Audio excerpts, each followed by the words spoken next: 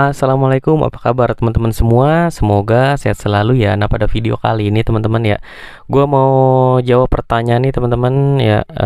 Ada yang nanya gini, maaf kak, mau tanya, suami saya juga sedang pasang NGT. Sudah dari kemarin suka lepas sendiri. Ya, jadi suaminya pasang NGT terus suka lepas sendiri. Karena kondisi saya masukkan sendiri. Ya, intinya karena kondisi mungkin dia di rumah apa gimana ya, atau nggak bawa ke klinik juga susah, jadi dia masukin sendiri. Dan karena saya juga pernah ngurus pasien NGT di luar negeri, kata susternya kalau pasien suka nyabut sendiri, cara pasangnya begini: setelah selang masuk ke lambung, ambil suntikan yang sudah ditarik, terus suntikan ke selang sambil pegang perut bagian lambung kali ya. Ketika suntikan ditekan dan di bagian lambung ada suara kayak angin, itu tandanya selang sudah masuk ke lambung.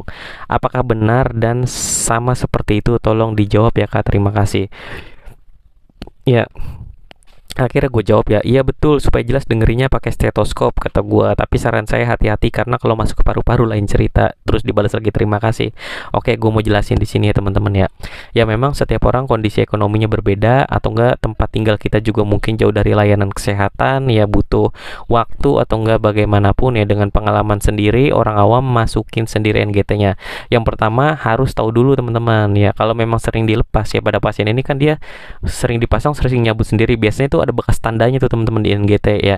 Intinya panjang NGT-nya harus sesuai. Jadi harus diukur dari hidung sampai lambung tuh. Ya berapa? Ya biasanya ada yang 45, 50, 55 ya, tiap orang beda-beda. Masukin sesuai ukurannya teman-teman. Nah, terus gimana cara ngeceknya? Ya memang ngeceknya tuh ada beberapa cara.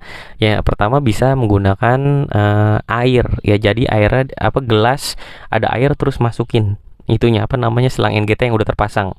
Ya kalau dia blubuk-blubuk ya itu masuknya ke paru-paru kemungkinan. Tapi sebenarnya pas kita pasang pun kalau pasiennya batuk-batuk terus, itu kemungkinan masuknya ke paru-paru teman-teman.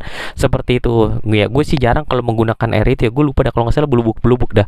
Nah terus juga yang memang sering itu pakai ini teman-teman, stetoskop. Jadi pas kita pasang ke kuping, masukin di sepuit yang gede itu yang buat ngasih makan, masukin udara sekitar itu kan sepuitnya gede ya 10 cc, terus kayak bluk gitu, nanti kedengeran bluk gitu teman-teman ya. Tapi intinya saran gua dilakukan oleh tenaga kesehatan ya teman-teman ya. Ya cuman ini balik lagi ya, karena apa? Karena di kita itu ada dua saluran teman-teman. Ya saluran ke paru-paru sama saluran ke lambung. Nah itu adalah dua saluran yang berbeda tapi satu katup teman-teman. Jadi ada katupnya. Kalau kita salah masukinnya itu ada triknya teman-teman. Biasanya kalau pasien yang masih sadar disuruh bantu nelen ya, ketika bantu nelen itu gampang. Tapi kalau dia nahan ya nggak mau dimasukin NGT, itu biasanya masukinnya pun susah.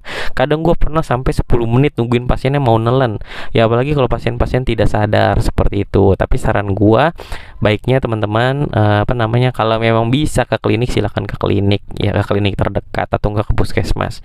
Oke, sekian videonya kali ini dari gue. Oh iya, terus gimana supaya nggak ditarik? Ikat tangannya teman-teman, harus diikat di tempat tidur ya. Nggak apa-apa marah-marah. Kenapa? Karena kalau dicabut dibuka itu kasihan, nanti lama-lama lecet teman-teman, seperti itu ya. Sekian videonya kali ini dari gue, sampai ketemu lagi di video selanjutnya. Wassalamualaikum warahmatullahi wabarakatuh.